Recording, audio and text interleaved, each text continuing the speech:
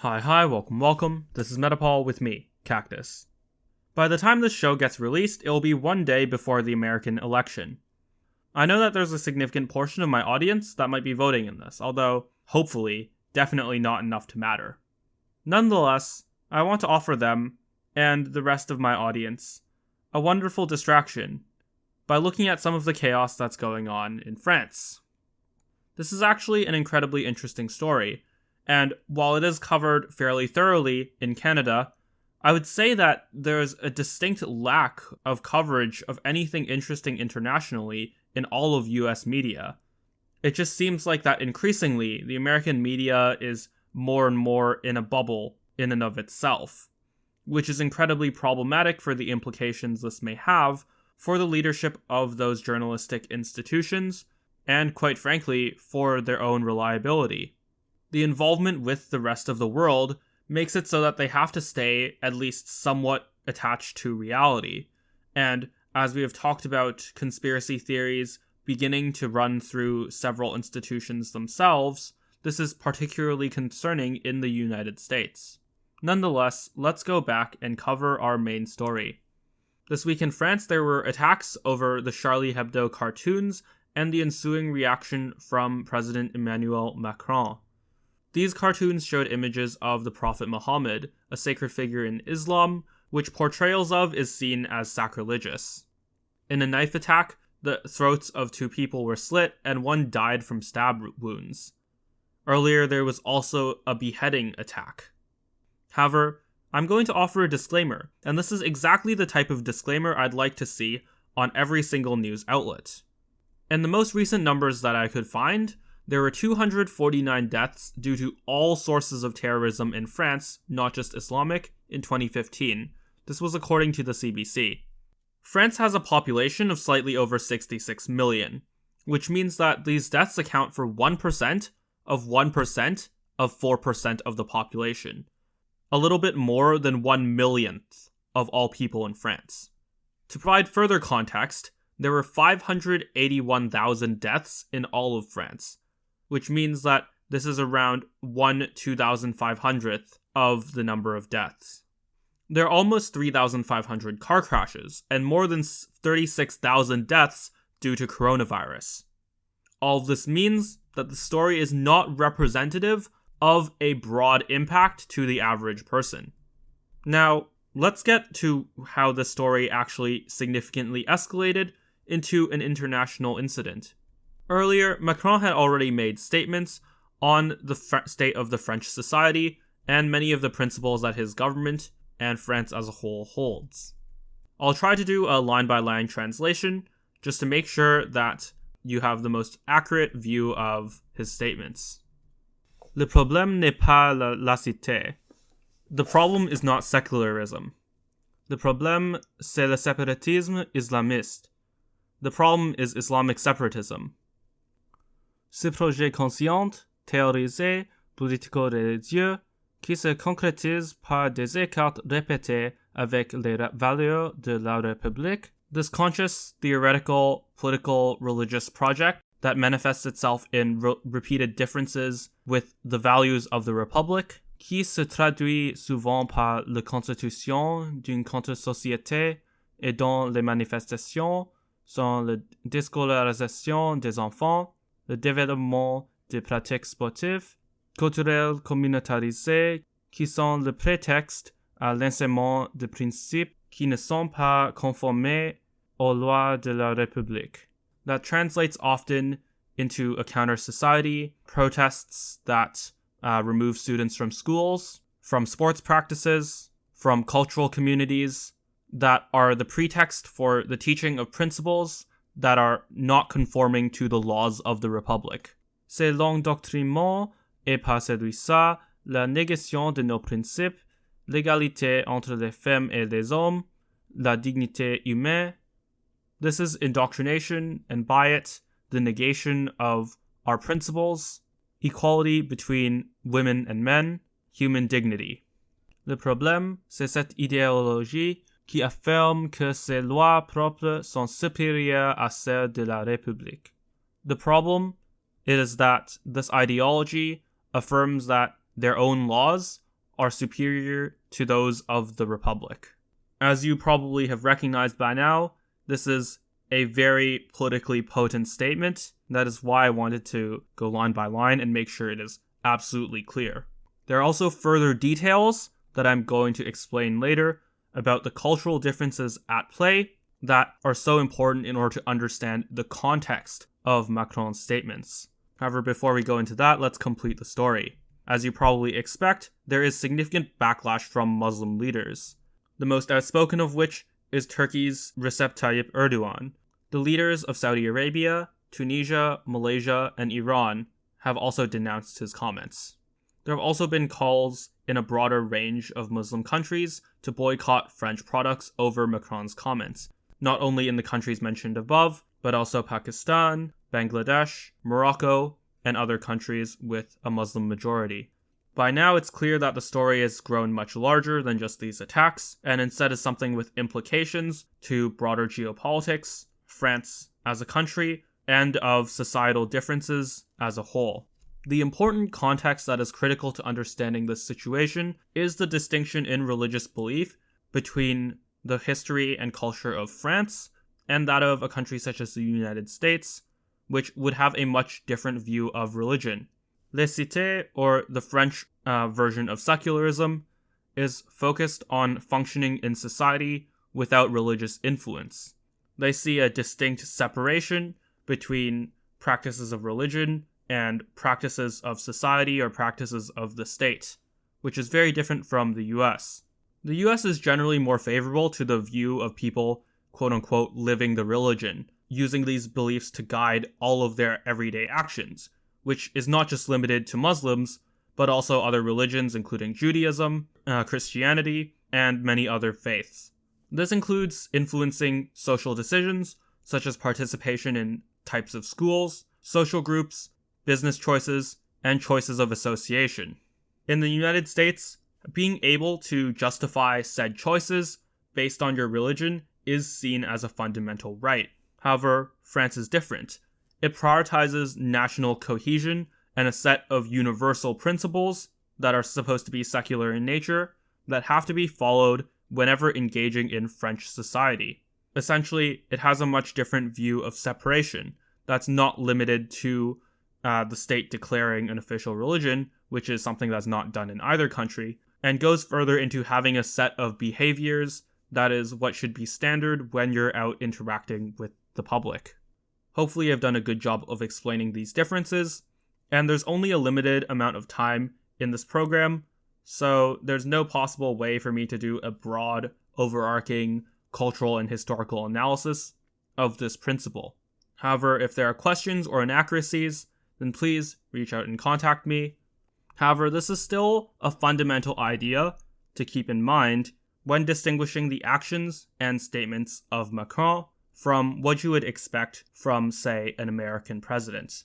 France is a country that very strongly values some sort of internal firmware, something that gives credence to French society as a whole, and some shared beliefs that go beyond any possible differences between its citizens. Clearly, in Macron's view, this is something that should extend even deeper than religion. Of course, this does not mean that he will take any actions to make certain beliefs illegal, as that is also not the principles of any Western nation. Instead, essentially, this philosophy sees French society, particularly interactions between the French people in general, as following that set of rules and that set of procedures when engaging in things like education, government, group events, etc., which Macron also mentioned himself. Without the proper context, it's incredibly easy for an American to view this as being incredibly anti-religious. However, in the same manner, it would be incredibly easy for some French individuals to view the American system of government, and particularly the system of campaigning, to be horribly theocratic. Ultimately, when analyzing the situation that many countries in the West, including France, including the US, and including Canada, where you have some in between and some compromise between French cultural origins in Quebec and British cultural origins in other areas, as well as with the other facets of immigration and the development of Canada. Ultimately, when looking at these societal differences and the systems of government that have been functional in the past, and in the case of France and many other Western countries, still continue to persist at a fairly stable level, it's clear that regardless of certain divisions that may seem fundamental, that may seem like a life or death decision, that societies can continue to function as long as there is a tolerance, and a willingness to live without resorting to acts of violence. Ultimately, there has to be humility in negotiating situations of shared culture and shared ideas. There is only so much that needs to be a consensus among the general public. And as shown by various examples of differing cultural traditions across the world, in relatively strong democracies, in countries that end up functioning well, both economically, societally, and politically, there can be a broad range of assumptions that can be accepted. This means that, regardless of cultural beliefs, there should be a humility held that stops people from wanting to force these beliefs upon other people, and otherwise seeing it as some deadly sin to do otherwise. Now, the fundamental thing that these stories tell us, that these differing cultural origins and functions of society tell us, is that regardless of what life and death cultural belief you may hold, it is likely an over-dramatization, as no matter which way those beliefs hold, what is important is the actions of a society. The actions of a society that does not devolve into chaos, that does not become an antithesis to itself, and that is ultimately rooted in cooperation and in understanding.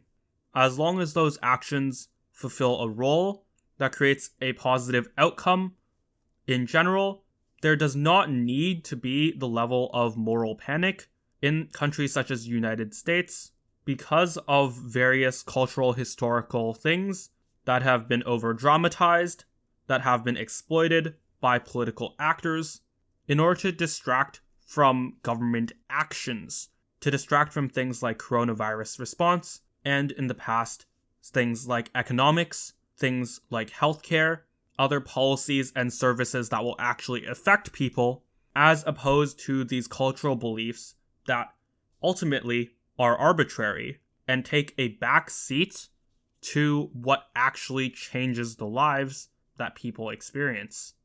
This isn't to say that mental health isn't a problem. It absolutely is. And if someone is seriously disturbed in their personal lives due to the philosophical beliefs of another person, then I absolutely recommend that such a person seek help. I don't think there is anything problematic with that, with seeking help, with looking to develop further resistances and further function in order to work in a society where people do have differences. In fact, circling back to where we started this does have important implications for the United States.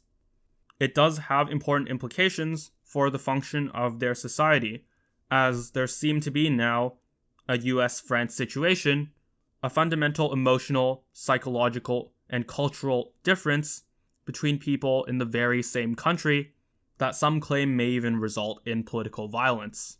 However, one only needs to think one step ahead to note that whoever engages in such political violence is not only dooming the other side, but is also dooming themselves and their entire society as a whole.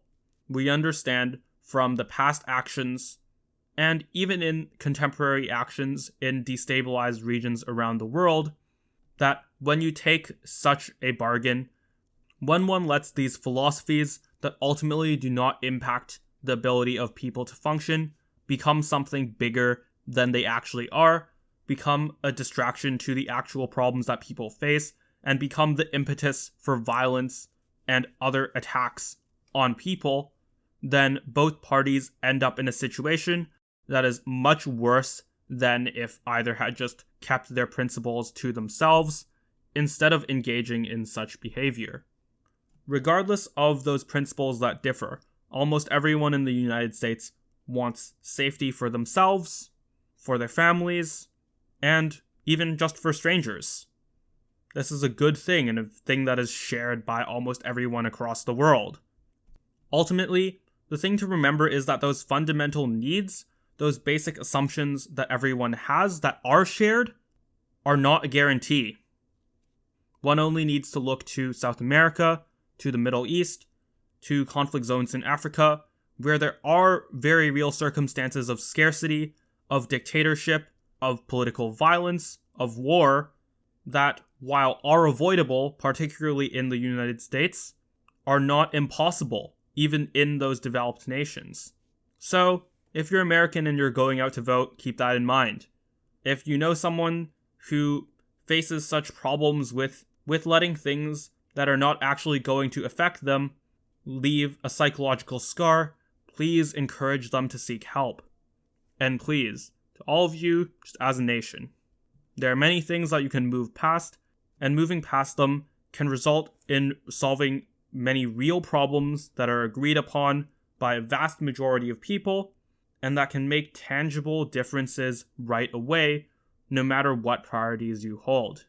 And part of how to move past that, part of how to reestablish some of these priorities, is once again to help inform more people, to share this podcast, and let people know that there is a better future waiting for them.